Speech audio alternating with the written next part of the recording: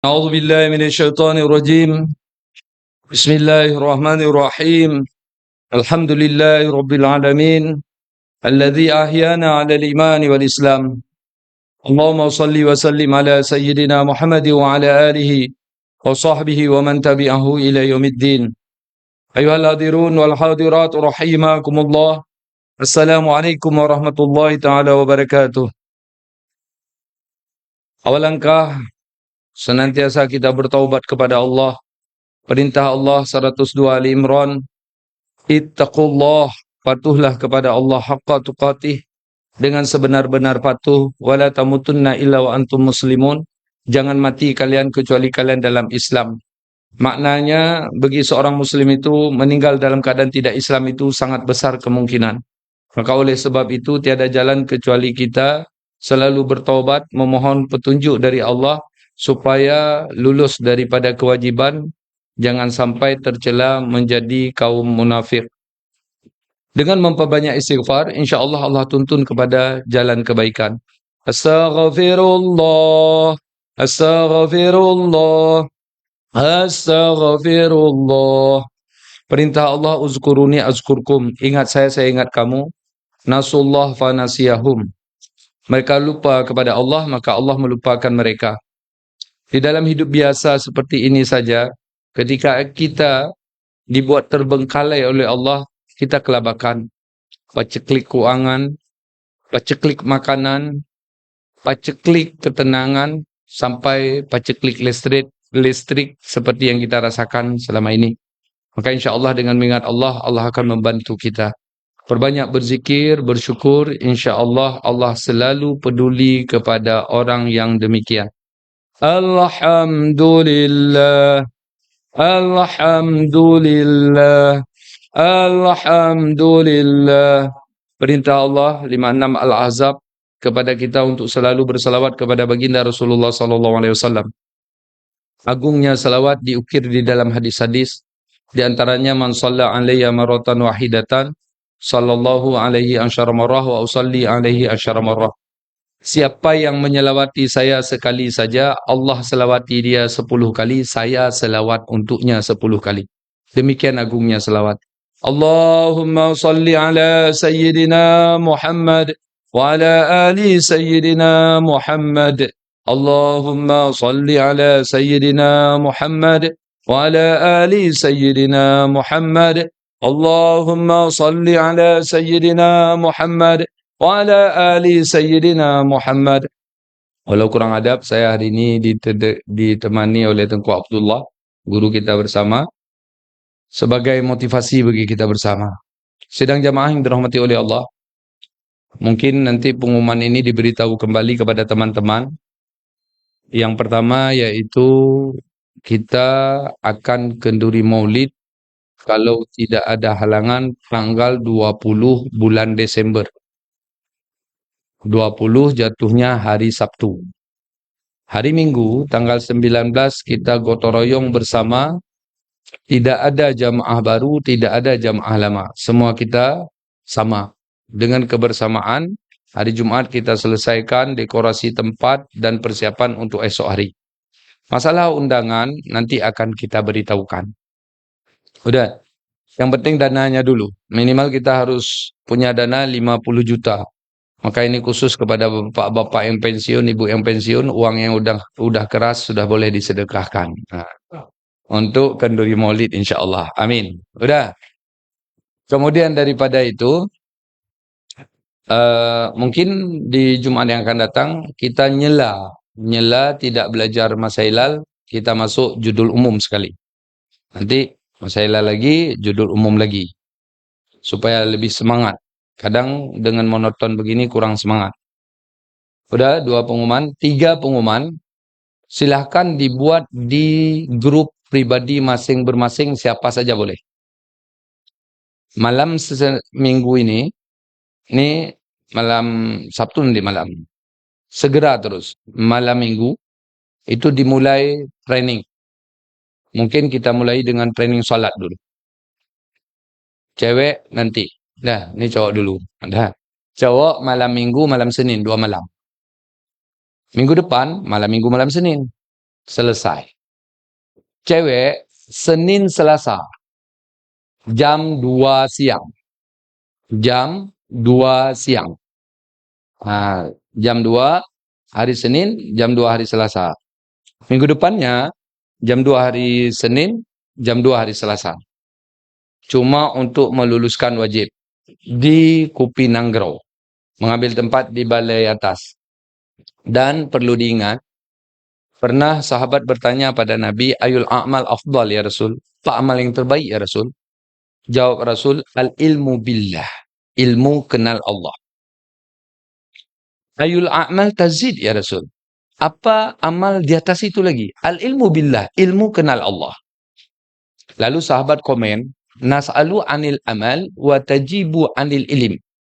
Kami nanya masalah amal, kok dijawab masalah ilmu? Jawab Nabi, innal qalilal amal, sesungguhnya sedikit amal, yang fa'u ma'al ilmi billah. Guna kalau dia kenal Allah. Wa innal kathiral amal, banyak sekali amal, la yang fa'u ma'al jahli billah, tidak guna kalau tidak kenal Allah. Maka ilmu tauhid adalah landasan penting dalam seorang muslim menjalankan agamanya. Jika tauhidnya tidak benar, maka semua ibadahnya dianggap kosong. Kemudian, kenapa kita mulai dengan ilmu salat? Karena kita sudah salat. Jadi kebutuhan penting itu. Jadi ilmu salat, kata Nabi, kam min qa'imin laisa lahu min qiyamihi illa ta'bu wa nasbu. Berapa banyak orang salat? 0 pahala salat, kecuali capek dan payah. Dianggap pula pingkui, jungkir balik atau aerobik. Jadi rugi salatnya. Maka kata Nabi, kam min qa'imin laisa lahu min qiyamihi illa ta'bu wa nasbu. Berapa banyak orang salat? Tidak ada pahala salat, kecuali capek dan payah. Lalu kata Nabi, al-musalluna katsir wal muqimuna shalah qalil. Orang salat tu banyak, tapi orang yang dirikan salat itu sedikit. Potong hadis daripada Isra Mi'raj, kita ambil Nabi dah tiba di bumi. Karena Nabi perjalanannya itu cuma beberapa menit. Karena ketika sahabat memegang tempat tidur Nabi masih panas sebab pindahnya Nabi. Sejenak setelah dipegang masih panas, Nabi sudah tiba. Maka itu dikatakan mukjizat.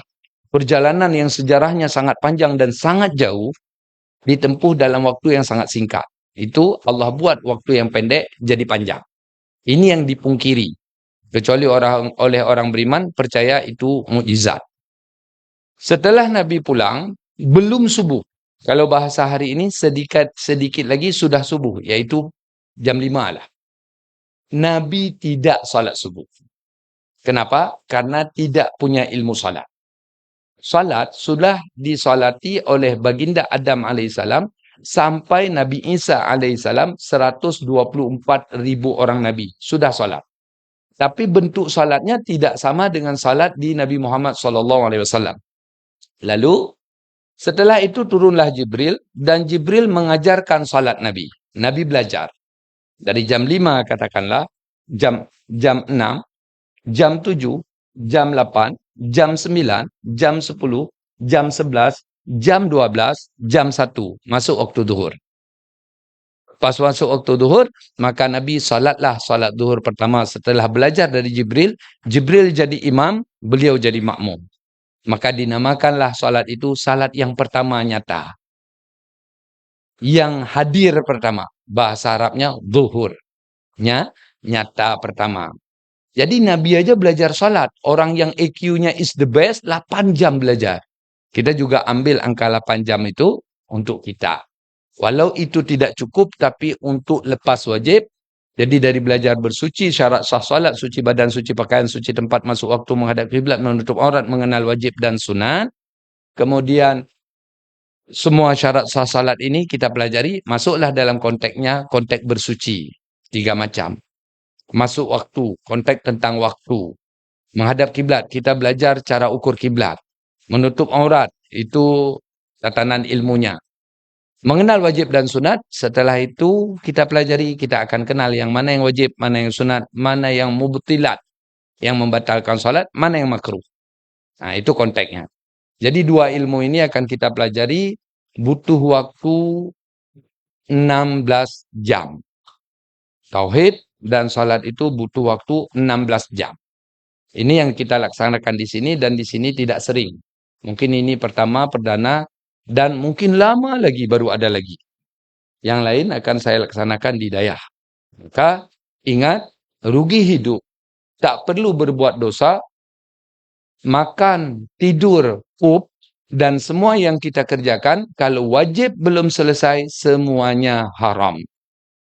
Referensi, boleh ikut Google, Chrome, Gemini, ChatGPT, dan aplikasi-aplikasi lain yang ada muatan pustakanya.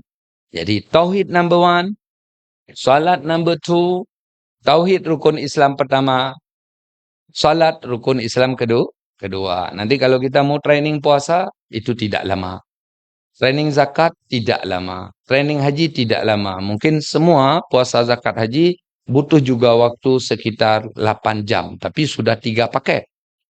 Nah, itu di waktu yang lain akan kita laksanakan.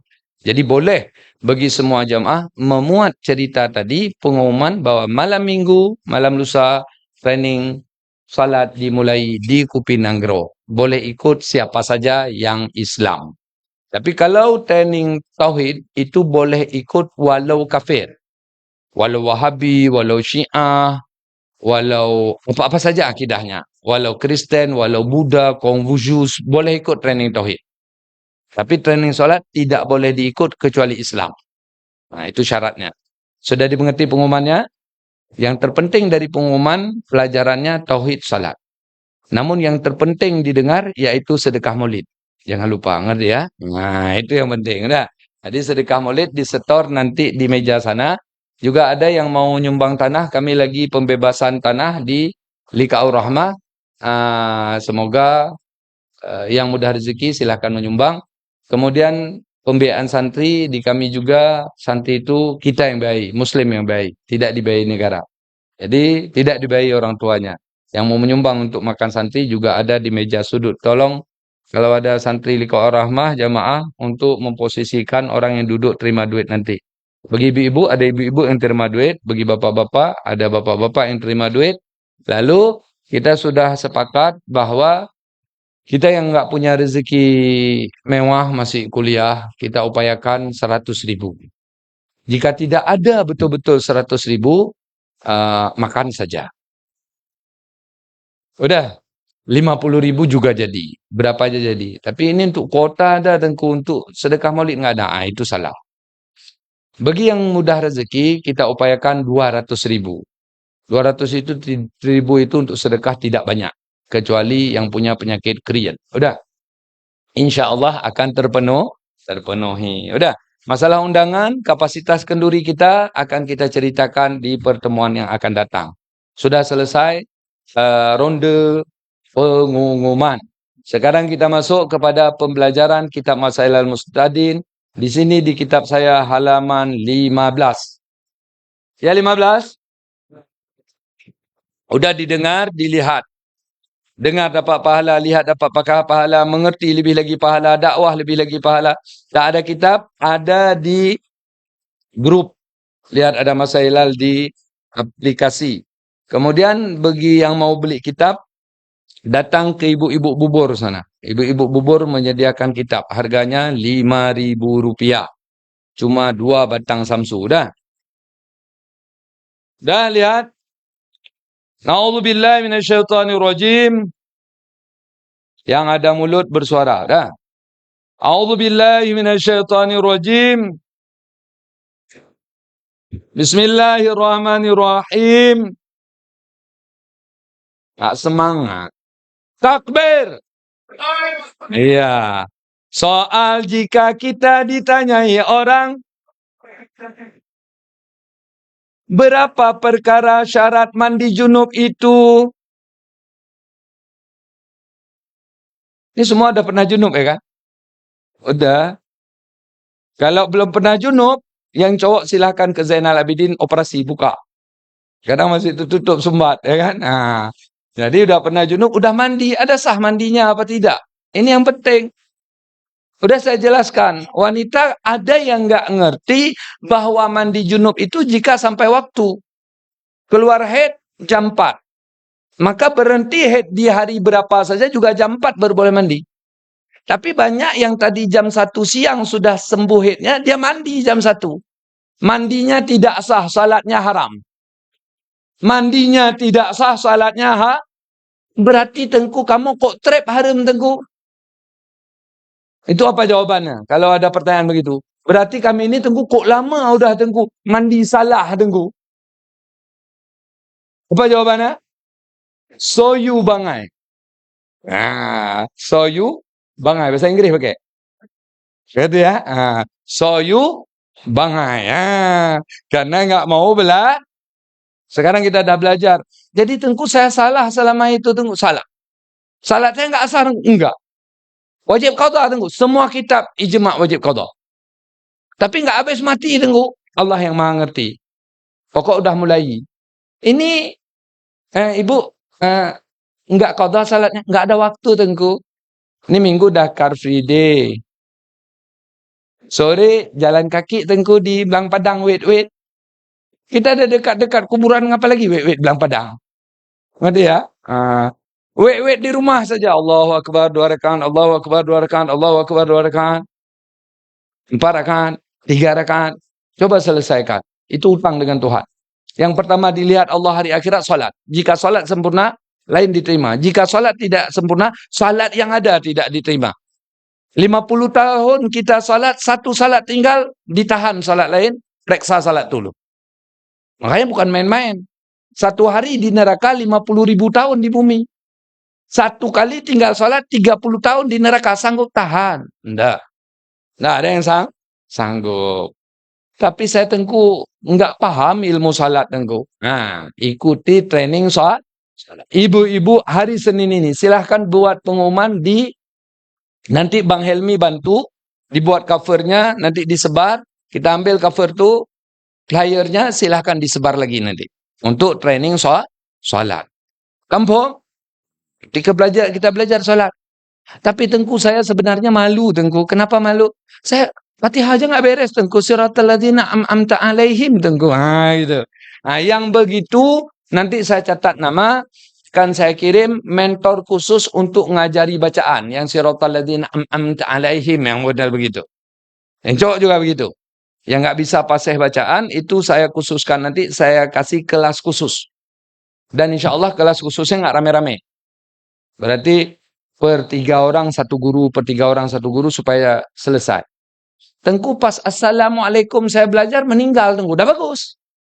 Sempat meninggal dalam belajar salat. Tapi kalau sami Allahu liman hamidah nanti meninggal Tengku. Insya Allah dibakar setengah insya Allah. Ngerti ya? Insya Allah. Udah.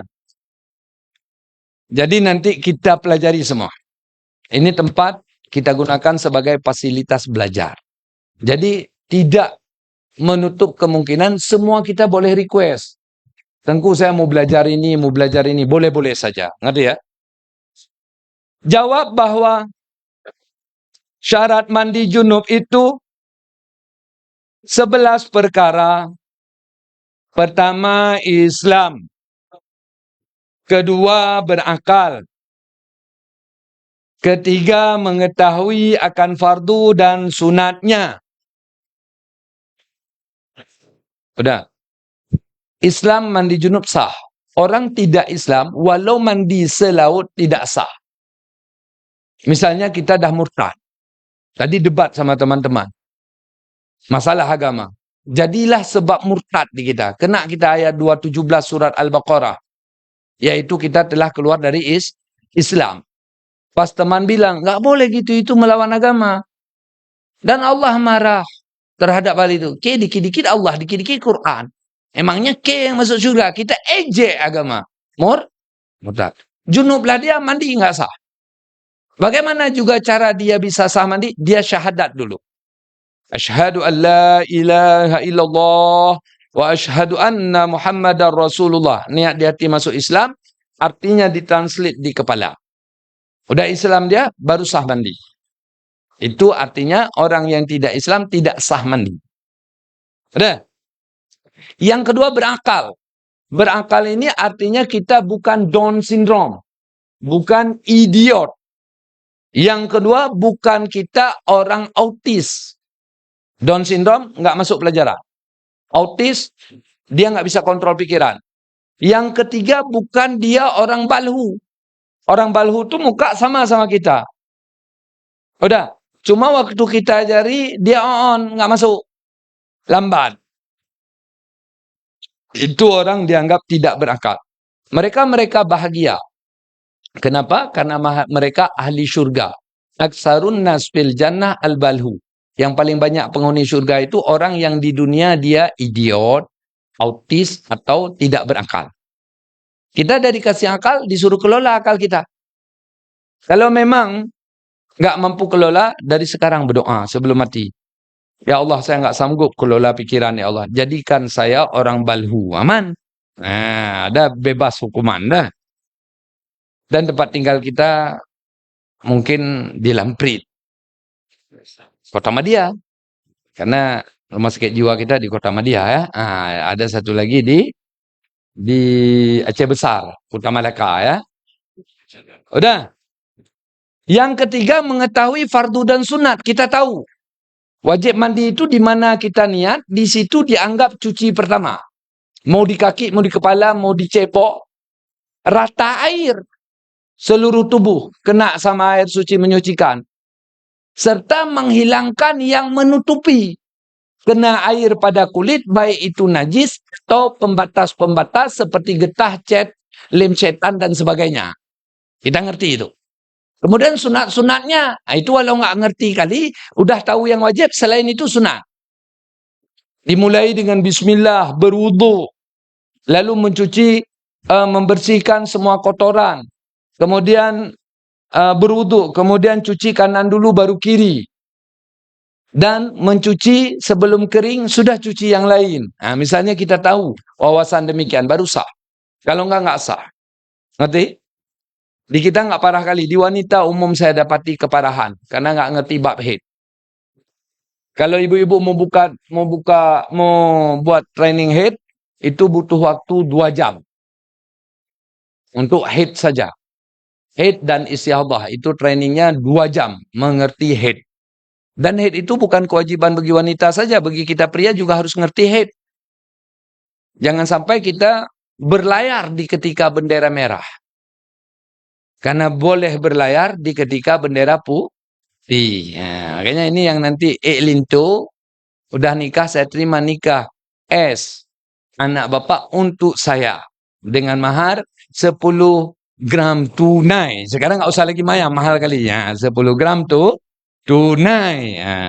Itu kan kita nanya habis tuh, Dek, bendera merah apa putih? Tanya tuh. Jangan terjadi nanti kita berlayar dengan bendera merah. Dosa itu, ngerti? Lapar kali tunggu. Lapar kali sabar. Ada. Kemudian kita sambung sekarang sama-sama dibaca. Keempat, meniatkan fardu pada yang fardu dan meniatkan sunat pada yang sunat. Kelima, dengan air yang suci mencucikan. Keenam, jangan berlapis kulit. Itu dengan suatu yang menegahkan sampai air kepada badannya. Ini sebenarnya pahamnya mudah, tekniknya payah. Saya implementasi pada wudu. Kita cuci tangan. Itu ada di nalar kita, itu sunat. Kita cuci mulut, itu sunat. Cuci muka wajib. Itu mesti. Bukan dibilang sahaja lurah jara, sahaja kumur-kumur, sahaja lurah muka. Nggak ada gitu. Begitu juga kita mandi. Kita tahu ini air pertama nih wajib nih. Setelah nih nyabun-nyabun itu sunat. Ada ingatan begitu saja sudah selesai. Wudu pada mandi junub, pada mandi janazah, sebelum mandi sunat. Ada orang kalau mandi janazah diwudu'i mayat setelah mandi. Dia pikir mayat ikut salat karena di depan jadi imam. Bukan. Wudu pada mayat itu sunat hukumnya sebelum, sama kayak orang mandi Saya beberapa kali kontak kejadian di saya, dikasih tahu sama istri, Tengku, Lakolun junub tengku. Berarti tadi malam ada upacara. Udah. Kemudian meninggal. Dipikir istrinya ketika kita mandiin, dua. Satu mandi mayat, satu mandi Tidak, orang mati aman itu. Karena sebenarnya upacara itu ibadat. Kalau upacara sama istri. Upacara sama tetangga yang nggak nikah, itu yang maksiat. Nah, tapi kalau udah nikah sama tetangga, upacara sama tetangga, dengan tetangga, itu ibadat. Tapi itu kan selingkuh. Nggak ada istilah selingkuh dalam Islam, asal belum 4. Kalau udah 4 tambah, itu baru selingkuh. Kalau udah nikah, itu bukan selingkuh, ibadat. Teori sekulerisme menyatakan itu adalah pelakor. Dalam Islam nggak pelakor. Karena orang jadi bertengkar di rumah tangga, nggak punya istri 2, sendiri itu bertengkar. Ada yang cinta 8 tahun, 7 tahun, 3 bulan nikah udah cerai. Jadi nggak mesti cinta baru membuat keluarga aman. Jadi itu dalih kafir, bukan dalih Islam. Walau seyogianya kita tidak poligami yang laki-laki. Karena nggak sanggup beradil. Itu wanita sangat setuju. Mesabah ke bibu letat lama. Kan gitu. Itu biasa tuh. Bukan begitu makna konteks dalam Islam. Adil. Kasih makan cukup, bueng aja udah cukup. Nggak mesti harus kasih burger, pizza. Nggak mesti. Dan waktu harus standar. Sama semua. Satu dibuat rumah istana, satu gubuk derita. Sah dalam Islam. Asal bisa tidur. Kelihatan tidak adil. Dalam Islam, adil itu bukan sama. Seperti adil untuk anak TK, jajannya 5.000. Adil untuk anak kuliah, jajannya 50.000. Itu adil. Bukan anak TK dikasih 50.000, tidak. Jadi perspektif adil salah di kita. Gara-gara dibagi bansos, kita anggap adil. Bukan. Masa lebih banyak dia ambil T, kita cuma M, itu bukan adil namanya. Nah, itu pembodoh. Kayak Aceh nih. Jadi persatuannya kuat.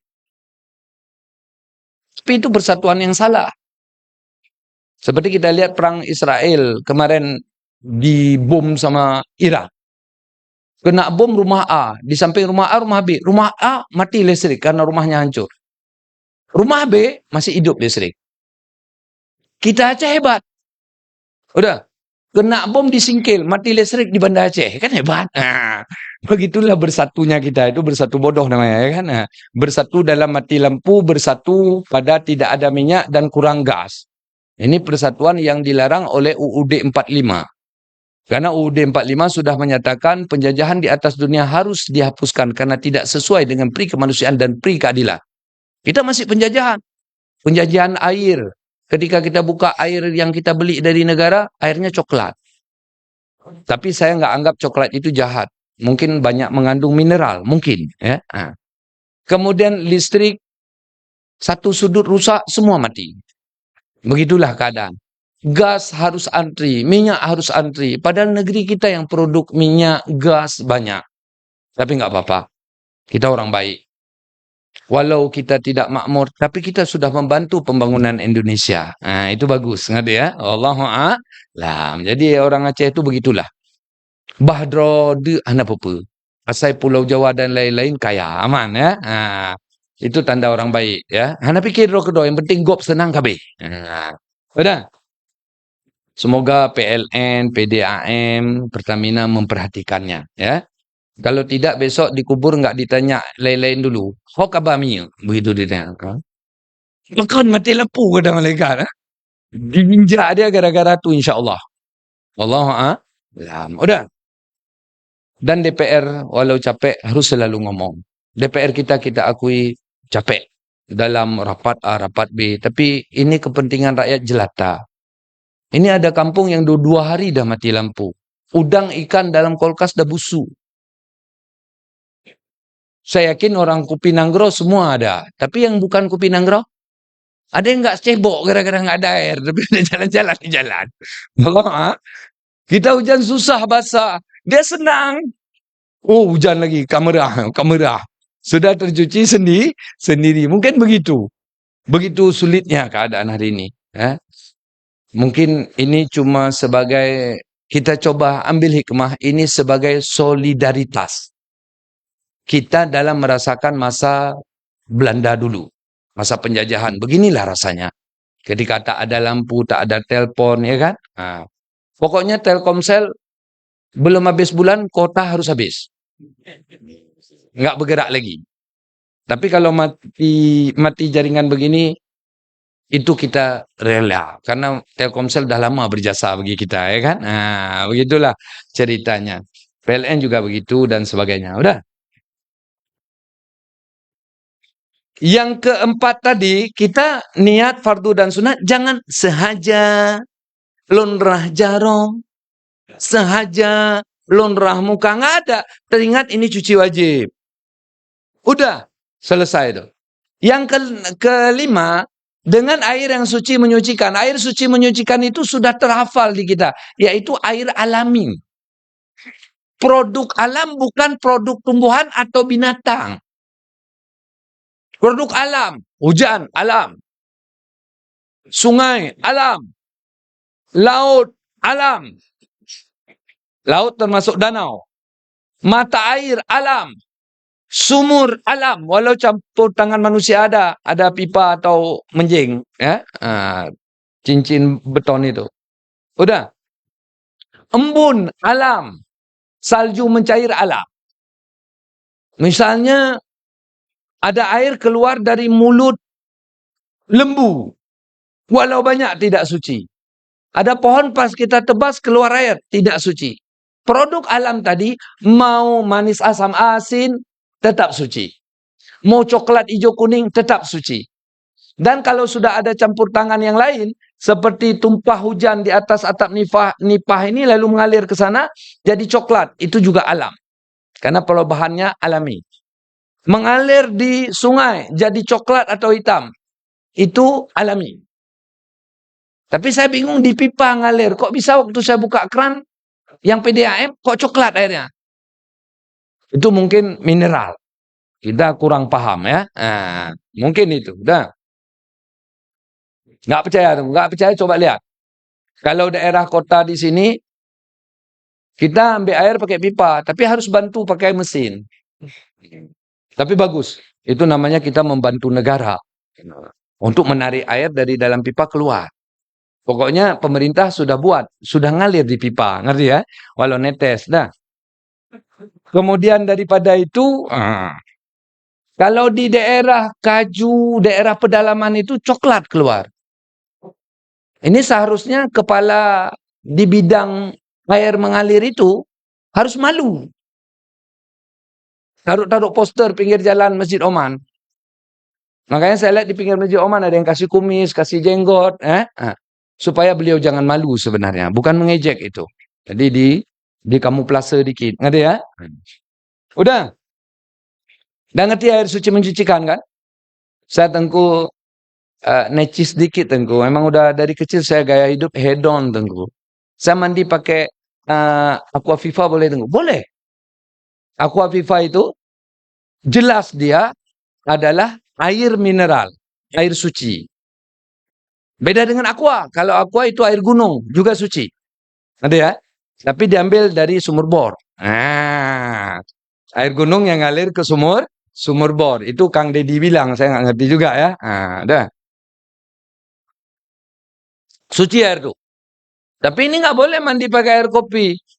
Karena ini sudah bercampur sesuatu yang suci. Dan sifatnya berubah, nggak boleh. Yang pokok masih air putih. Keenam, jangan berlapis kulit itu dengan suatu yang menegahkan sampai air kepada badannya. Seperti kapur, atau lilin, atau getah, atau barang sebagainya. Udah. Jadi, misalnya habis kita mandi ada lilin di sini. Ini nyata mandi kita bukan tidak sah, belum sempurna. Caranya gimana? Kerok lilinnya saja, siram segitu saja selesai. Ada sisik muluh satu. Buka sisik muluhnya, siram di situ dengan ingatan ini sambung mandi junub. Udah sah. Tapi kalau enggak dengan ingatan itu enggak sah. Ini saya cuci muka. Wudu. Sekarang cuci apa? Cuci tangan. Tiba-tiba kepleset saya jatuh ke sungai. Kecemplung. Seluruh badan basah. Sudahkah saya wuduk? Belum.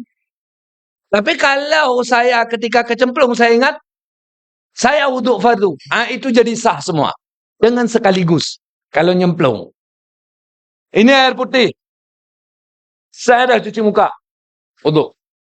Saya ingat sekarang cuci tangan. Saya celup tangan saya ke sini. Air ini yang tinggal mustakmal. Tapi kalau saya enggak ingat, ini bukan cuci tangan. Saya celup-celup pun enggak apa-apa. Jadi ketika ibadat wuduk mandi, harus ada ingatan. Kayak kita mau wuduk sambil hujan, musim penghujan kemarin. Bisa. Sama dengan wuduk mandi.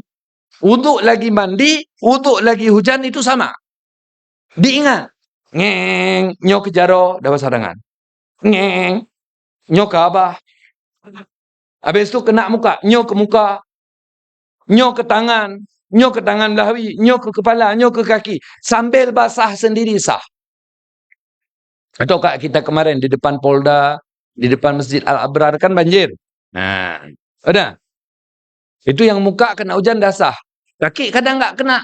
Turunin kaki di banjir. Dah, diingat itu kaki. Itu nggak salah tuh. Itu nggak salah pemerintah, salah kita. Dari mana salah kita? Karena orang Aceh itu suka berbagi. Jadi berbagi kebaikan sampai bagi sampah. Sampah banyak dibagi ke sungai sama ke paret. Kalau nggak percaya coba tes. Di depan rumah siapa? Taruh bungkus sampah satu tumpuk. Nanti ada yang sambung. Begitu bagusnya orang Aceh. Nah, kalau dibuat di Zainal Abidin, no smoking here. Tidak boleh merokok di sini. Pas di bawah no smoking.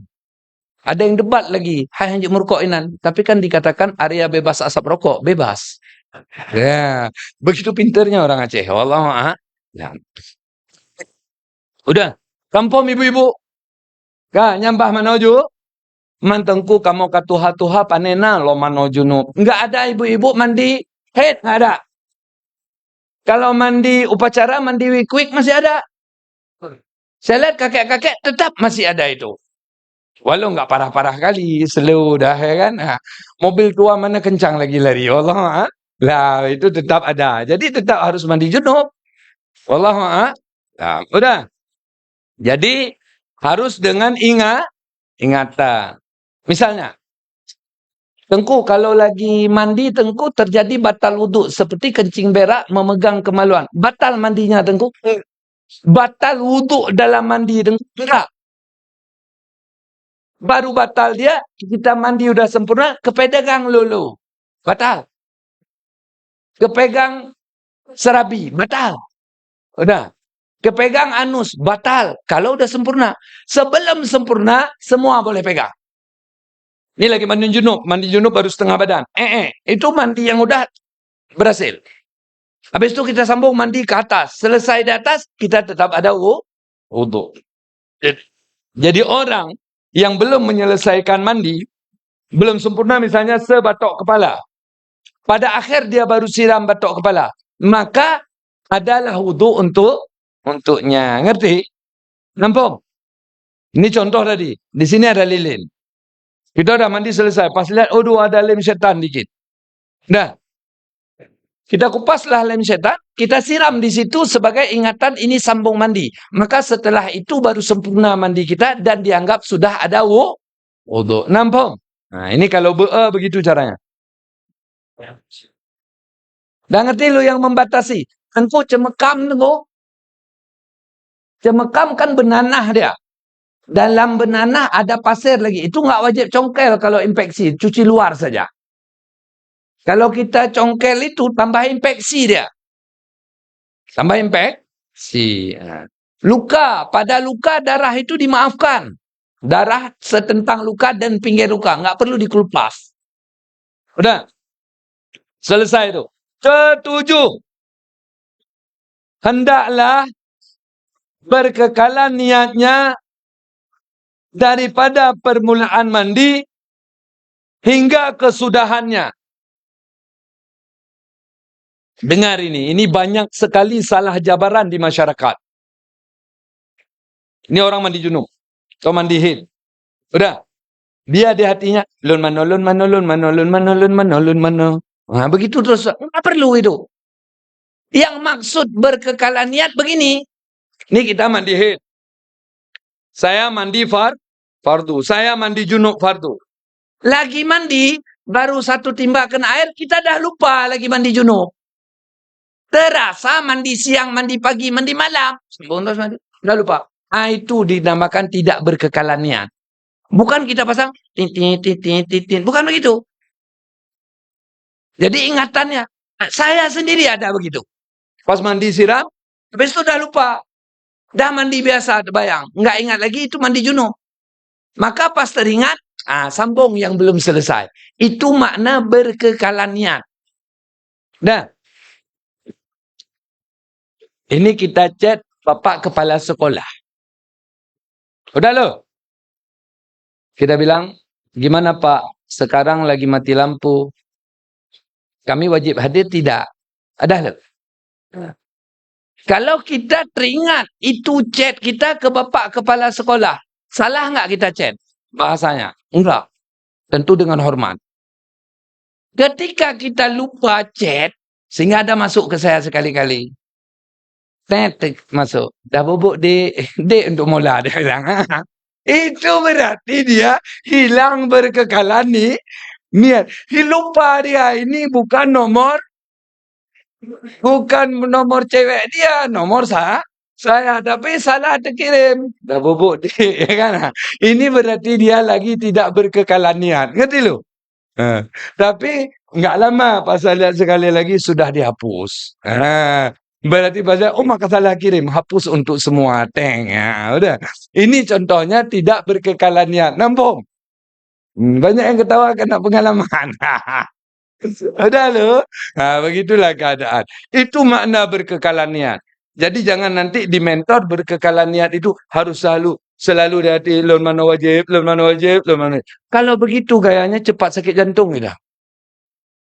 Wallahu selesai. Udah, berkekalan niat udah dimengerti kan? Saya ngaji sama guru-guru saya di Chatro. Guru-guru saya ngaji sama Ayah Chatro. Ayah Chatro ngaji sama Abu Mudi. Abu Mudi ngaji sama Abu Aziz. Abu Aziz ngaji sama Abu Mudawali. Jadi nggak apa-apa jemaah. Kalau nanti bertentangan sudah, sanadkan aja ke saya. Siapa bilang? Tengku Jin bilang. Muhammad Umar yang bilang. Yang pokok kita ilmu bersanad. Ngerti ya? Saya terima itu. Jangan takut. Bilang aja saya yang bilang. Sebab ada pendapat harus selalu di hati. Belum mau wajib. Ini insya Allah cepat meninggal orang ini. Karena jiwanya gangguan. Coba lihat nanti di jalan waktu pulang semua. Yang naik sepeda motor atau naik mobil. Perhatikan orang yang naik sepeda motor. Saya sering kali lihat. Itu lagi naik sepeda motor, ngomong dia. Padahal bajunya kadang-kadang elit. Kenapa dia sampai ngomong? Itu ada masalah yang tidak selesai. Lebih-lebih kita orang Aceh. Nggak percaya, coba lihat di jalan. Mungkin itu kita. Lagi Pak Lemoy. Kenapa? Ada masalah di kepala dia. Yang tidak selesai. Begitu juga kita kalau mandi, nanti di bawah gara-gara tadi kita mana wajib, tengah jadi, mana wajib. Begini kejadiannya di Dagudi, gangguan jiwa nanti, ngerti ya? Jadi bukan itu artinya. Jangan hilang fokus. Kalau chat Pak Kepala Sekolah, ini lagi Pak Kepala Sekolah. Ini lagi dia. Jangan keaduk-aduk Pak Kepala Sekolah sama dia. Udah terkirim chat kepada Pak Kepala Sekolah, mate, bu. Udah. Allah, udah. Kampung ya kan? Kedelapan. Menyampaikan air kepada sekalian kulit. Yang zahir. Dan pada segala bulu. Rumah. Dan daki. Di bawah ujung kuku. Yang panjang. Dan daki. Bawah ujung khitan. Dan pada zahir antara dua jalan pada qada hajat. Ini dengar baik-baik walau jabarannya agak jelek dikit dengar. Dah. Seluruh tubuh harus kena air. Dah. Kuping sekedar nampak kena air. Tak mesti ke dalam. Hidung sekedar nampak, tapi ada khilaf ke dalam ni wajib juga. Tak masukin. Ada khilaf. Mata sekedar tertutup, wajib kena air. Habis mandi ada air mata di sini senasi. Itu tanda kita nggak sah mandi. Buang air matanya, siram sini. Udah. Ketek nggak dikerok, berbulu ketek. Harus sampai air. Pas kita gosok, Rexona banyak. Berarti itu tanda nggak sampai air. Itu keteknya disabun dulu. Tapi saya sabun dengku masih lekit dengku. Itu beralih dari sabun ke sunlight. Nah, ya. Itu insya Allah bersih. Karena sunlight membersihkan minyak, noda minyak. Sudah loh. Kemudian kuku panjang. Ambil lidi korek. Harus sampai air. Tidak mesti begini. Dengan disiram dah kena. Udah. Kemudian sunat purba nggak jahit. Ketika lepas, ketika lembek, bahasa kasar, mohon maaf ibu-ibu, kita cowok, helmnya hilang. Nah, jadi karena helmnya hilang pas kena air, tambah sunti dia ke on. Nah, itu harus dipeset. Kadang-kadang tai ibu, buah, sampai kan air gitu, nggak boleh begini. Ini dia kan gini nunduk. Pas lagi sunti habis nih. Jadi kita siram di sini. Helm nggak kena. Ini harus dipeset. Ngerti? Siram. Nampung. Nah, ini ibu-ibu ajarin sama suami. Dah. Nah. Kemudian hanus. Ketika kita nggak pup begini dia. Jempol di atas telunjuk. Boleh buat jempol di atas telunjuk. Ketika pup. Dia jadi telunjuk atas jempol. Nampak putih ini. Putih ini wajib dicuci. Baik lagi berdiri. Tahu lagi duduk. Nah, ditran. Ini ibu-ibu yang alhamdulillah berdaging dikit. Ibu-ibu waktu muda jalannya indah. Tonggek, tik-tik, tik-tik. Kayak di skateboard gitu ya. Kalau udah tua ibu-ibu rata-rata jalannya bukan gini lagi. Udah begini. Karena lutut udah sakit. Itu untuk cebok susah. Enaknya cebok itu berdiri. Boleh. Tapi ditran. Kalau tak mampu ditran, dinyelet-nyelet. Jangan panjang kalau Ramadan. Di mulutnya aja sampai air. Kemudian ibu-ibu. Kadar duduk ngangkang tua dia sampai air. Ke dalam nggak wajib minum. Nah. Itu kalau dia berdiri, dicebok. Waktu mandi. Kalau dia mau ada wudhu setelah mandi, cebok duluan. Ngerti loh? Kita punya istri, nanti akan rasa. Wanita ini nggak sempat olah badan. Maka, dan mereka biasa status sebagai pelengkap penderita. Nggak habis makan suami untuk dia. Nggak habis makan anak untuk dia. Sehingga ibu-ibu hamilnya sampai tua. Waktu muda hamil anak pertama. Waktu tua, waktu setelah itu anak kedua, anak ketiga. Waktu tua selalu hamil. Dah gede ini perutnya. Pas perutnya dah gede, di bawah perut tuh biasa wanita, itu kejepit. Itu harus disila itu. Siram. Nah, ngerti? Nggak bisa dengan siram tok, nggak jalan air ke sana. Ngerti lo? Kemudian kita cowok-cowok atau cewek-cewek yang agak buncit, itu pusatnya dalam. Itu sering-sering pakai sabun ke dalam. Kalau yang gendut kali kadang-kadang pusatnya dalam, udah tertutup. Pintu gua pusat. Nah, itu harus dibuka dikit siram. Walau nggak salah, nggak banyak. Ngerti? Udah sah mandi. Kalau tidak, tidak sah. Ini putih pada anus ini cuma mungkin kalau kita total semua 1 senti semua. Tapi gara-gara nggak ditran, nggak ngejat, nggak kena putih ini, maka nggak salah mandi. Nggak salah man. Ketika nggak sah mandi, nggak sah salat. Salatnya haram. Dia hidup dalam dosa. Maka hati-hati sangat. Nampung. Yang lebih-lebih ibu ketua-tua, punya ibu ketua-tua cik. Tamano tadu anjir le. Kalau ibu-ibu yang udah tua-tua kok duduk, mau tumpuk dah. Nah, ada. Nah, jadi capek semua. Ya, dengan jalan macam-macam. Ini waktu muda-muda nih, kan enak cebok dari depan. Coba dikasih Allah daging sekitar 100 atau 90. Itu udah coba susah cebok dari depan, harus dari belakang coba. Begitulah keadaan. Begitu. Jadi gimana pun keadaan, jangan salahkan keadaan. Tapi kita yang harus bisa. Kalau Tengku payah kali gitu, Tengku. Kalau payah gitu, pasang selang di keran. Buat kayak Dorsemir, pung, pung, Allah, lah itu insya Allah semua sampai. Karena ada dijual di Shopee itu alat-alat bantu untuk Dorsemir ya kan. Nah, yang kuat-kuat kali rusak kan ya. Mupum lah. Kampung. Ini begini dimupumkan mandi junub enggak mupum juga atau mupum le ya.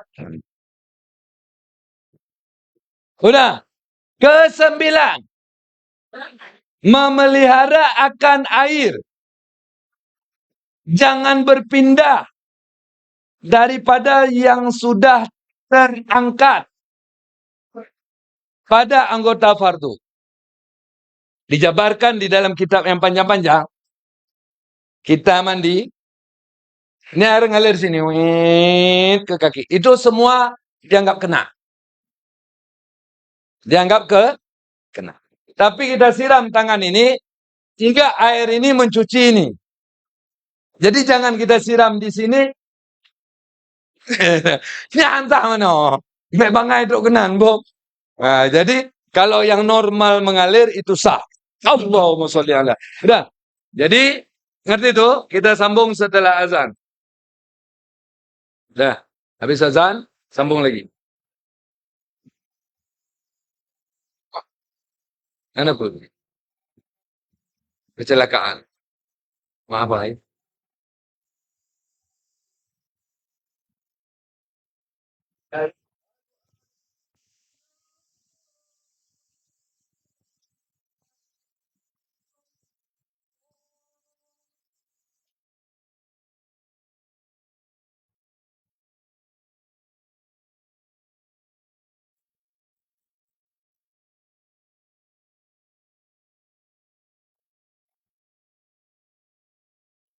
Pertanyaannya terus diserahkan.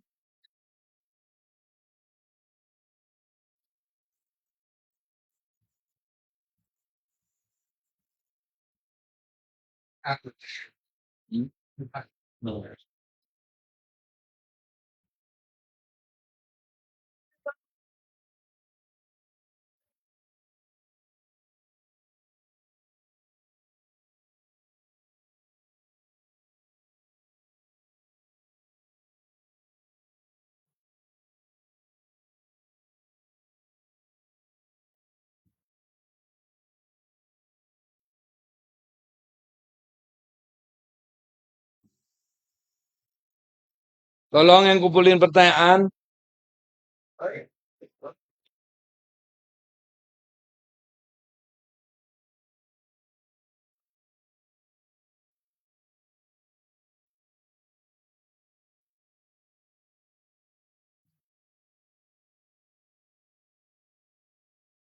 Oh, no.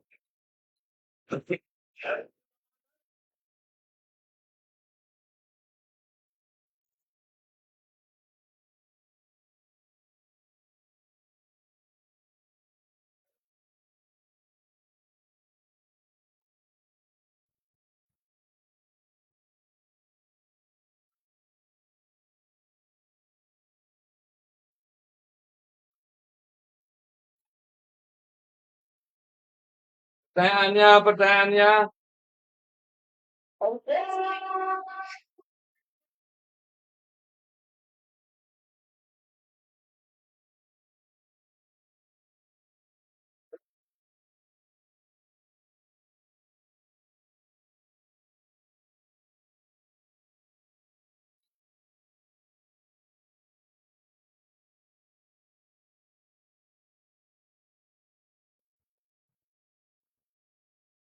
Tidak tahu fadilah siapa dikatakan ada tarafnya Allah semua mama. Udah, sambung.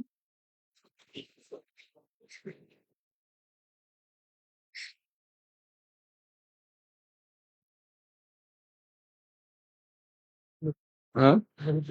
Oh, ketik kurang. Udah ngerti jangan berpindah. Jadi kalau normal dia ngalir itu semua terafak hadas. Kayak kita cuci wudhu di muka sini kena air, ini ngambil yang sini. Tapi kalau kita wudhu begini, itu nggak dianggap yang sini nyuci yang sini. Karena nggak normal, nggak fitrah. Ngerti ya? Kalau mandi junub nyemplung, sekali celup, paling kita cuma perlu sampaikan air ke anus. Selesai. Kalau nyemplung. Ngerti ya? Udah, ke-10. Jangan memutuskan niat daripada permulaan datang kepada kesudahan. Ini dua makna. Lagi mandi, ayo menoleh. Itu jarang orang begitu. Kecuali gangguan dia. Yang sering terlupa. Itu saya pernah. Kalau saya cerita aib, malu saya. Tapi nggak malu. Dah. Pernah satu khutbah saya, junub. Saya hampir sampai ke masjid. Baru teringat saya. Tadi pagi saya mandi, tapi nggak ingat mandi junub. Balik saya balap sempat. Jadi ada kita lupa begitu. Namanya saja manusia. Satu lagi kejadian, pas udah azan. Ini baru 2 kali kejadian dalam hidup saya. Keluar saya, ya harus tunggu saya khatib. Saya mandi. Karena saya teringat tadi pagi, saya nggak ingat mandi junub. Dan saya yakin, saya ada mandi. Mandi sunat Jumat malah, tapi nggak teringat junub. Akhirnya nggak ada anduk. Jalan pintas dianggap pantas. Baju singlet jadi anduk. Tapi itu masih mendingan. Kalau celana dalam jadi anduk, gimana katanya? Lah, itu kita waktu lupa. Nama saja tua. Hana tingat. Kalau tingat nggak tua, ngerti ya? Mangkok tua, hana tingat, bukan tua. Itu jadinya. Ke-11. Suci daripada haid dan nifas. Jangan rencana cuci, arang jadi putih. Lagi haid, lagi nifas, walau mandi nggak sah. Makanya saya bilang, jam 4 haid, jam 4 selesai. Jam 4 keluar sama tren. Itu ingatin istri itu. Berarti mandinya jam 4. Ada kalanya orang jam 4 haid, itu jam 2 sudah kuning pisang. Itu tanda mau habis. Ada dari pagi, nggak ada lagi. Tetap jam 4 baru boleh mandi.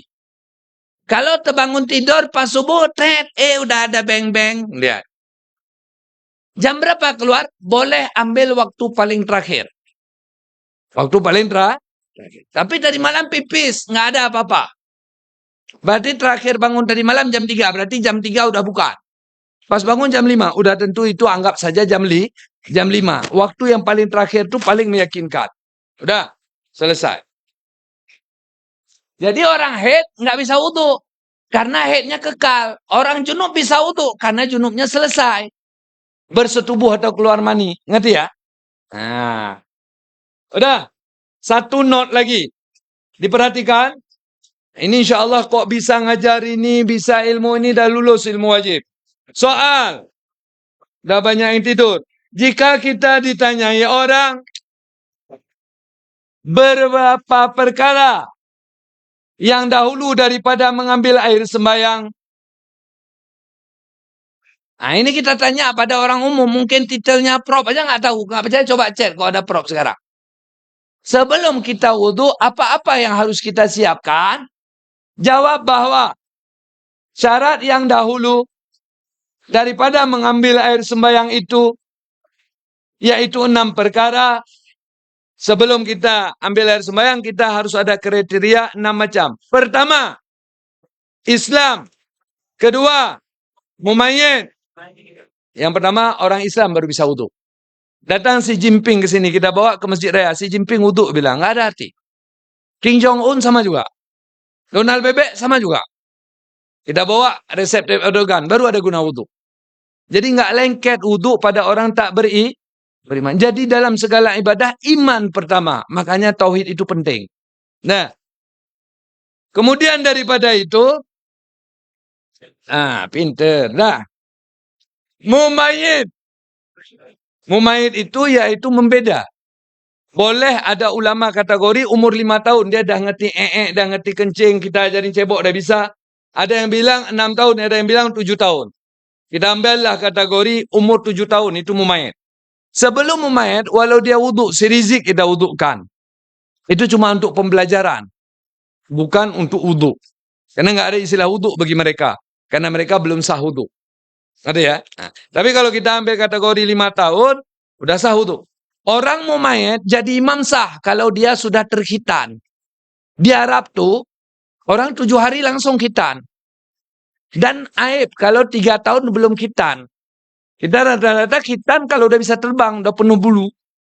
Itu di Aceh ya. Nah, jadi kita yang silap. Jadi kalau lihat ada anak-anak jadi imam sah-sah saja. Kalau dia sudah mau main. Sudah membeda. Kemudian daripada itu, mumayit tadi. Ketiga, dengan air yang suci menyucikan. Keempat, jangan ada yang menegahkan sampai air pada anggota yang dibasuhnya. Salah sendiri kita pasang pipa air tidak pakai sarung tangan. Kita ngecat nggak pakai sarung tangan. Kita bersihin nangka nggak pakai sarung tangan. Maka adalah getah, adalah cat, adalah lem pipa, adalah lem setan di tangan kita. Kita wuduk tetap nggak sah, walau dikit. Saya pernah harus ulang salat sehari semalam. Gara-gara lem pipa. Saya ada salat zuhur, udah saya bersihkan. Pas salat maghrib, nampak ada lagi. Udah ulang zuhur. Pas salat isya, nampak lagi. Ada di sudut kuku. Udah ulang maghrib lagi. Habis itu salat isya. Habis itu salat subuh. Dapat lagi. Udah ulang lagi. Zuhur udah sah. Enggak sah karena ketahuan. Salat asar, ulang zuhur. Salat asar. Enggak sah asar, ulangi asar. Pernah saya begitu kejadian. Jadi lebih baik kita safety. Berarti safety itu Islam punya, bukan bule punya. Pakai handscoon. Enggak pakai handscoon, pakai plastik. Jadi seseorang yang demikian bagaimana salatnya? Dia wajib bersihkan sampai akhir waktu. Misalnya zuhur. Asar jam 4. Sebelum jam 4 dia harus terus bersihkan. Bukan potong kulit, nggak disuruh begitu. Pas sudah jam mau asar belum bersih, itu salat terus. Namanya salat hormat waktu. Apalagi cat berciprat penuh di pori-pori. Kayak manusia milenium tuh. Nah, maka hati-hati. Ibu-ibu getah pisang berwarna, tapi nggak menegahkan wudu. Warna saja. Tapi getah nangka menegah wudu karena dia berlapis. Ngerti ya? Kalau berwarna tak masalah, berlapis masalah. Kampung? Nah, jadi itu dijaga. Kotek. Kalau yang nyerap seperti ini tak masalah. Yang balut kayak kotek cat itu nggak sah. Wudu, ngerti? Makanya banyak kalau yang meninggalnya lagi hari resepsi itu pasti neraka. Yang hari resepsi, pesta, walimatur urus, meninggal di hari resepsi itu pasti neraka. Karena ada kejadian, pasang tusuk konde, nanti tusuk konde, disanggul dipasang tusuk-tusuk bunga-bunga itu. Jatuhlah itu, pelamin, tertusuk dalam batok kepala, meninggal. Itu pasti neraka. Kenapa pasti neraka? Karena dia nggak sholat. Nggak sholat zuhur, nggak sholat asar. Secara hukum syariat neraka itu. Kemudian dia pakai kotek. Nggak mungkin dia bersihkan itu. Makanya kalau mau syar'i, nggak usah soleh. Jadi ria jenaka. Natural aja. Udah begitu belum tentu dipuji kali orang. Paling yang hedon-hedon, yang menor-menor ngomong. Kapal wahana soleh darah baru. Ya. Nyola dom agam-agam soleh. Kalau GBN coeng. Gemirah bibi. Pipi kamirah-mirah. Padahal dia warnanya gelap yang kita kenal. Hari ini kok terang kali. Rupanya bedak semua. Ngerti ya? Mana perlu ya? Drone pegah tengku. Kamu haik lagi dengan kakak.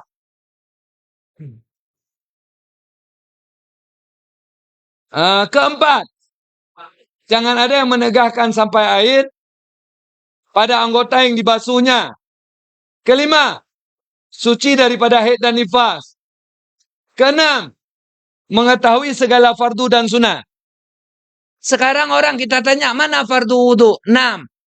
Pertama niat sekaligus dengan yang kedua basuh muka. Ketiga basuh tangan sampai siku. Keempat Basuh kepala, kelima basuh kaki sampai mata kaki, keenam tertib. Nggak tahu dia yang mana yang wajib. Dia wuduk nggak sah wuduknya. Nggak sah umrah dia, umrahnya nggak sah. Ihramnya sah, tawafnya nggak sah. Sa'inya nggak sah, tahlulnya nggak sah. Pulanglah dia kampung, bersetubuh dia dengan suami, kena denda 1 unta. Ada hidup dia di Banda Aceh 20 tahun lagi. Berarti penuh Banda Aceh sama unta orang umroh semua. Berat nggak? Berat.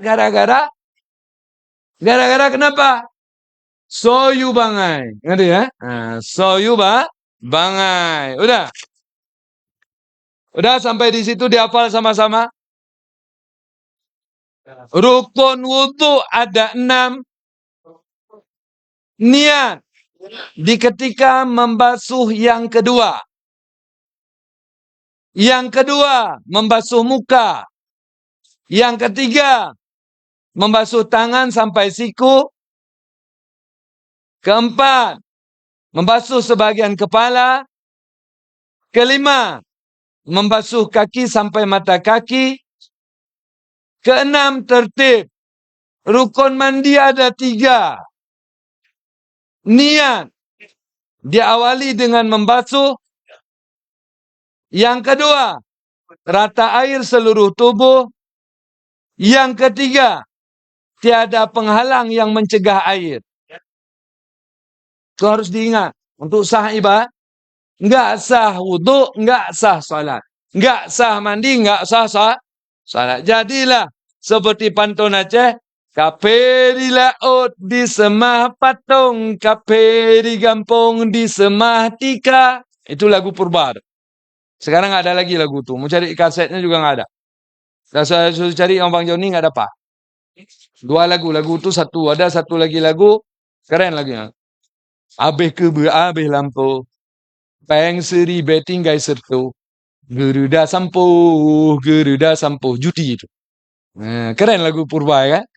Lagu sekarang, lagu gadah inong tu. Buat gadah, apa dia? Kau tak minta, Allah dalam cinta saja bok namanya dah. Maula Muhammad Umar yang terhormat, sama-sama terhormat. Ngeri kali kok pertanyaannya. Makan bergizi gratis, MBG memiliki tujuan yang sangat baik. Ini pendukung Prabowo udah pasti, ini udah. Yang pendukung Anies sama-sama kita dukung. Siapa yang menang itu yang kita dukung. Udah. Kadang Tengku ada niko-niko sama Pak Jo. Ada lihat kamu? Enggak. Kalau enggak jangan tuduh. Udah. Seperti mengatasi stunting. Ini saya nggak setuju. Tapi insya Allah bisa secara hukum adat. Kita lihat anak orang kaya juga stunting. Dan meningkatkan gizi bagi anak. Itu saya dukung. Karena steril dalam makanan MBG itu sangat dijaga. Mungkin lebih steril dari kita. Saya kadang-kadang lagi makan, nggak makan lagi. Saya orangnya nggak higienis sekali. Misalnya di tanah situ dimasak nggak apa-apa. Tapi kalau udah kontak manusia saya udah malas. Ini saya mau makan nasi di warung. Kalau di Aceh kan makan terhebat tuh di Aceh. Bisa taruh sendiri, ikan ambil sendiri, sayur ambil sendiri. Tapi ada yang bungkus nasi, dia bungkus nasi. Itu dia nggak jadi lagi makan tuh. Ini yang jualan-jualan hati-hati tuh. Sering tuh. Ada yang pernah tuh di warung gede tuh, warung yang sudah ada franchise-nya. Yang taruh nasi duduk lagi nunggu-nunggu apa tuh? Nunggu-nunggui pesanan. Tuh nggak jadi lagi saya makan. Ngerti tuh? Nah, ini yang jualan hati-hati nih. Membuat kita nggak suka. Habis itu kuku panjang. Saya nggak suka. Jadi kalau MBG ini diawasi. Dan alhamdulillah ketat. Orang masak harus tutup rambut. Bukan tujuan jangan jatuh rambut saja. Jangan jatuh kutu kadang. Ada ya. Allah. Nah. Jadi kalau higienis ya. Tapi nggak sesuai selera mungkin ya. Karena ABCD. Terutama bagi keluarga yang tidak mampu. Benar. Itu makanan bagi keluarga yang tidak mampu. Yang mampu gimana? Nah, belum lagi menyerap tenaga kerja yang luar biasa. Itu saya akui. Dengan MBG ini per 2000 harus ada tenaga kerja 40. Mengurangi pengangguran. Tapi ada efek Negatifnya yaitu UKM banyak yang macet.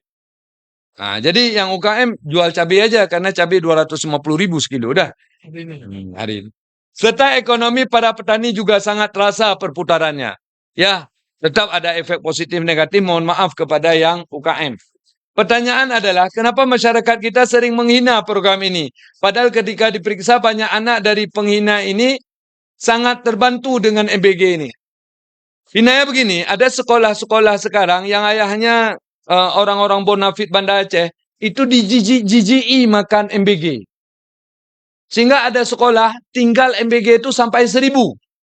Ibu-ibu yang nggak standar dengan makan MBG, tolong, sebagaimana program pemerintah, tulis pernyataan anak kita jangan makan, nggak mau makan MBG. Lebih bagus.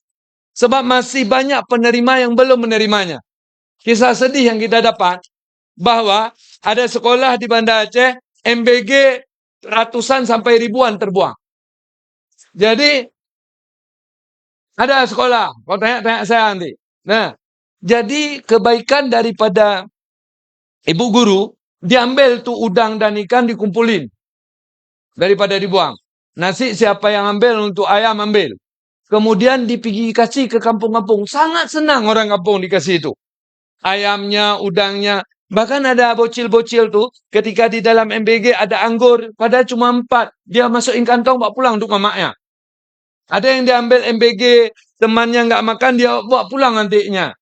Jadi kita nggak usah lah sok keren. Bilang sama anak jangan makan tuh MBG itu beracun ini itu. Nggak ada tuh. Nggak ada program Prabowo buat anak kita mati.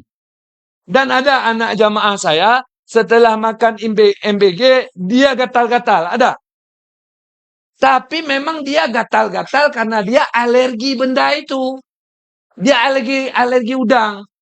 Pas makan udang dia gatal-gatal. Bukan MBG yang menggatalkan dia, tapi udang yang gatalkan dia. Jadi jangan salah-salah tuduh. Ngerti ya? Dan program pemerintah itu baik. Kita dukung. Dengan doa kita, pemerintah berjaya. Tapi kalau nggak ada doa kita, pemerintah susah sengsara. Ngerti ya? Jadi mari kita sukseskan karena memang sudah berjalan. Sedekah GKU hari ini 1.105.000. Ini mungkin jamaahnya kurang. Makanya kita selang nanti dengan judul umum. Supaya ramai kembali. Semoga GKU-nya meningkat karena kita untuk pembagian beras setiap hari ke fakir miskin sudah minus. Supaya jadi plus kembali. Udah, masalah MBG kita tutup. Jangan ada yang menggagalkan program itu dengan menjijik-jijikkan MBG. Kapajuhnya, menomedehnya, mengandung lemak bui, nggak ada tuh. Nah, semua makanan yang dihidang oleh orang Islam hukumnya syubhat. Walau haram. Karena kita nggak lihat hukumnya syubhat. Jadi kenapa takut? Petani terbantu beras laku. Yang jual sayur terbantu. Yang jual daging terbantu. Bagaimana menangnya? Dulu kita makan daging semegang sekali. Hari ini seminggu sekali. Nah, begitu. Jadi nggak ada MBG itu adalah makanan jelek. Kita kadang-kadang karena duit kita banyak, nggak makan boleh. Karena duit kita banyak, nggak makan boleh. Tapi ada makanan dihina. Itu salah. Udah. Assalamualaikum Tengku. Ada tetangga suami sudah meninggal, mimpi setubuh, apakah wajib mandi? Mimpi setubuh walau 10 rondo enggak wajib mandi. Enggak mimpi keluar sperma mandi. Jadi yang maknanya apa? Mimpi bersetubuh sehingga keluar sperma baru wajib mandi. Kalau mimpi-mimpi aja, kadang kita di dalam mimpi jadi aderoy. Hadapi cewek 20, 1 maju, 2 maju. Enggak keluar sperma, enggak mandi. Gitu ya. Mana ada gerep? Saya Tengku mimpi makan dalam tidur. Lalu gerep kenyang. Ada gerep. Gerep itu waktu kenyang. Jadi kalau ada keluar mandi, itu namanya mimpi basah. Ngerti ya? Allahu a'lam. Apa benar kalau anak laki-laki yang belum disunat, kalau dipegang kita yang lagi salat kita batal? Dengar baik-baik. Anak laki-laki yang belum sunat, dia ada kulfah, ada ujung kemaluan. Ketika dipeset, ada tai buah di dalam. Dianggap dia menanggung najis. Anak yang pakai pampers, dia kencing beol dalam itu menanggung najis. Anak yang bernajis, walau dengan konteks lain. Kakek bernajis juga sama. Udah, misal kakeknya bernajis bajunya. Dia pegang kita dengan durasi yang lama. Dalam salat, batal salat kita. Kita pegang orang lain, nggak batal. Dia cuma satu tahap. Makanya kalau anak kecil yang belum sunat nginjak kita, batal salat kita. Baju dia ketindih baju kita, batal salat kita. Kalau durasinya lama. Tapi orang Arab tengku gendong-gendong anak dalam salat. Mungkin anaknya udah disunat. Mungkin mazhabnya beda. Jangan samakan. Jangan samakan. Mazhab kita kalau imam baca Fatihah, kita wajib. Mazhab Imam Hanafi, kalau imam baca Fatihah suara besar, kita nggak wajib. Jadi hukumnya berbeda. Jadi jangan pasang Super 4 Suzuki di Toyota, nggak boleh. Ngerti ya? Dekat rumah kami ada balai pengajian yang mengadakan acara maulid. Setelah acara maulid selesai, banyak makanan yang berserakan.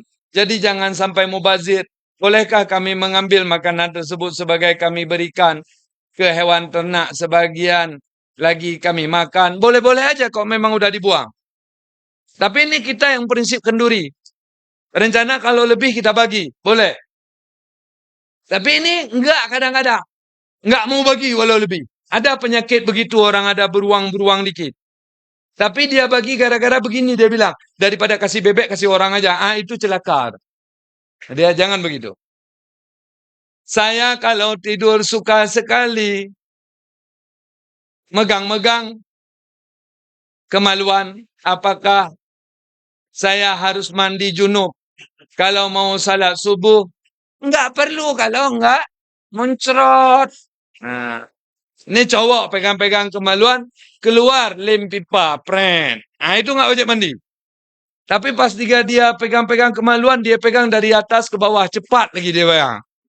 Udah, diulang-ulang, berturut-turut, durasi 1 menit sampai 25 kali, begitu umpama ada. Itu namanya ngocok. Udah.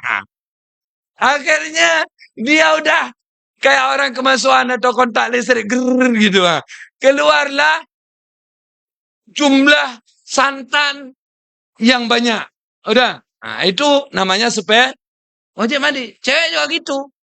Dia pegang-pegang anak bebek misalnya. Udah. Lalu dah mencerot dia dengan menggelegar. Itu baru wajib mandi. Kok pegang-pegang aja nggak wajib mandi, cuci tangan aja, ngerti? Bolehkah kita salat tahajud ataupun salat witir di saat azan subuh berkumandang? Ya, itu salat subuh namanya. Salat tahajud atau salat witir, tapi namanya qadha. Kalau sudah berkumandang salat azan subuh, itu bukan lagi malam namanya. Ngerti ya? Bolehkah saya bakar lilin di siang hari untuk menerangi? Bukan, itu acara ulang tahun. Ngerti ya? Salah taruh nama. Ngerti ya? Udah. Kiban geken ridha suami adalah ridha Allah. Ketika suami senang, Allah senang. Suami kita emang bandit. Mengubah nasib suatu kaum, itu salah arti. Innallaha la yughayyiru.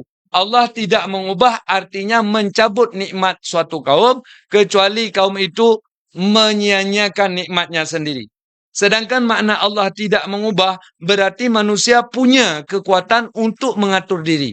Sedangkan itu tak pernah ada. Yang ngatur kita Allah. Ada aja nggak pernah ada kita. Lalu kita udah ada. Lalu kita ngatur diri. Dari mana kekuatan kita?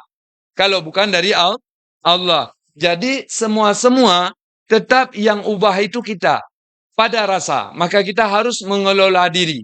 Tapi hakiki semua yang ubah Allah. Maka perubahan Allah akan dibuat pada rasa manusia mengubah diri. Maka secara Ahlussunnah kita harus memproyeksi diri untuk berubah. Hakikinya itu semua gerak Tuhan. Aqimus shalah, perintah solat.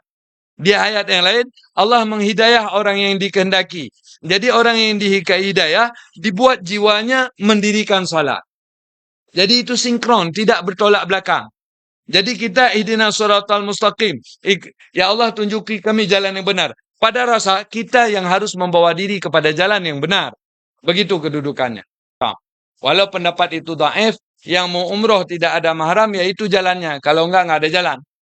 Nah, kalau enggak ada jalan. Karena masalah mahram itu jika tidak ternafi fitnah. Nanti fitnah diganggu orang. Tapi kalau udah rame-rame wanita, nggak mungkin diganggu orang. Tapi walau ada mahram yang suka mengganggu, tetap akan terganggu. Ngerti ya? Nah, itu yang terjadi. Assalamualaikum mulia. Anak agama Pulan baru lahir, langsung meninggal. Apa dia tetap masuk neraka? Semua anak di bawah umur balik, jika meninggal, semua masuk syurga. Mau agamanya apa saja atau nggak ada agama ayahnya. Karena orang yang belum balik, belum kena hukum taklif. Orang yang belum balik, belum kena hukum taklif. Yang ada khilafiyah di dalam Ahlussunnah, anak yang bukan Islam meninggal, dia itu waktu di surga ada pendapat seperti kita berumur 33 tahun, ada pendapat satu lagi, mereka tetap sebagai bocil pelayan surga. Apapun yang Allah buat kita senang, dan terasa sekali Allah itu maha bijak dengan anak kafir yang belum balik. Walau sudah ngerti, mereka tidak ada neraka. Maka seperti kita yang meninggal, anak kita masih bocil, masih bayi. Itu dia bahagia. Bahagia di alamnya. Kenapa? Dikarenakan mereka itu sudah dijamin syurga. Sedangkan mereka kalau minta pada kita beli selawah, kita punya duit, kita beli. Beli pesawat, kita punya duit, kita beli. Tapi mereka bilang, belilah syurga untukku ya ayah ibu, aku tak mampu. Kata ayah dan ibu. Maka anak-anak yang meninggal di masa bocil itu, mereka dijamin Allah syurga. Apalagi anak kita jalani tadi semua ibadah. Bahkan kita diayomi oleh pas pampres yang diutus Allah, yaitu para malaikat. Orang belajar ni, innal malaikata la tad'a ajnahata li talabil ilmi. Sesungguhnya malaikat menaungi sayap bagi para penuntut ilmu. Maka tadi kita dicurahkan keampunan Allah, dicurahkan pengambulan doa Allah, dan macam-macam. Maka orang yang menuntut ilmu itu adalah orang termulia di dunia. Maka kata Nabi, kun alim. Jadilah kamu orang ngajar, au muta'alim, atau orang belajar, au mustami', atau orang yang mendengar pengajaran. Wala takun rabi', jangan jadi kamu yang keempat. Mal rabi' ya Rasul, apa yang keempat ya Rasul? Hamajun hamaji. Apa itu hamajun hamaji? Lalat kecil yang biasa berdiri di kerimu dan bae. Jadi hidup di dunia cuma makan bangkai. Na'udzubillahi min dzalik. Semoga pahala tadi diberikan kepada kita. Kita hadiahi untuk dua ayah bunda guru kita, keluarga kita. Khusus kepada keluarga seluruh jamaah Pupi Nanggro. Ingat, sedekah maulidnya masih ada waktu. Dan kita akan laksanakan maulid di tanggal 20. Tanggal 19 kita gotong royong bersama. Dari sekarang kita setel waktu untuk bisa libur 2 hari itu insya-Allah. A'udzu billahi minasyaitonir rajim. Bismillahirrahmanirrahim. Alhamdulillahi rabbil alamin. Sallallahu ala sayidina Muhammad wa ala alihi washabihi ajma'in. Allahumma inna nastaghfiruka wa natubu ilaika min kulli dhanbin na'lamuhu wa lam na'lamu fil laili wan nahar. Allahumma a'inna ala dzikrika wa syukrika wa husni ibadatika wa afina wa afu anna wa ala ta'atika anna wa lil imani wal islami jami'an tawaffana wa anta radina bi rahmatika ya arhamar rahimin. Allahumma ighfir lana dhunubana wa dhunuba walidina warhamhum kama rabbawna sighara wa limashayikhina wa akribaina wa ikhwanina wa ahli buyutina wa ahli qaryatina wa li jami'il muslimina wal muslimat.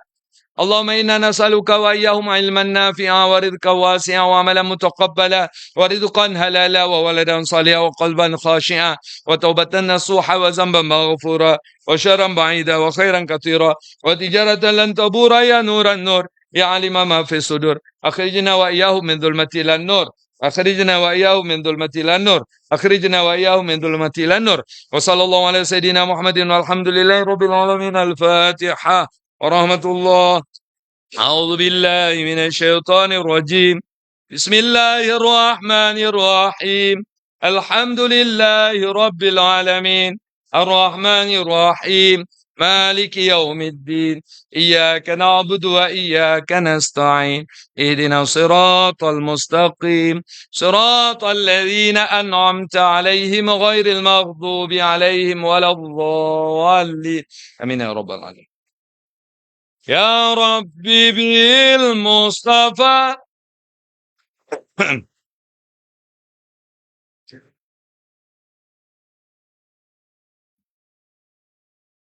يا ربي بالمصطفى بلغ مقام واغفر لنا ما مضى يا واسع الكرم يا ربي بالمصطفى بلغ مقاصدنا واغفر لنا ما مضى يا واسع الكرم صلى الله على سيدنا محمد صلى الله عليه وسلم صلى الله على سيدنا محمد صلى الله وعليه وسلم صلى الله على سيدنا محمد يا ربي صل عليه وسلم بالله التوفيق والهداية والسلام عليكم ورحمة الله تعالى وبركاته.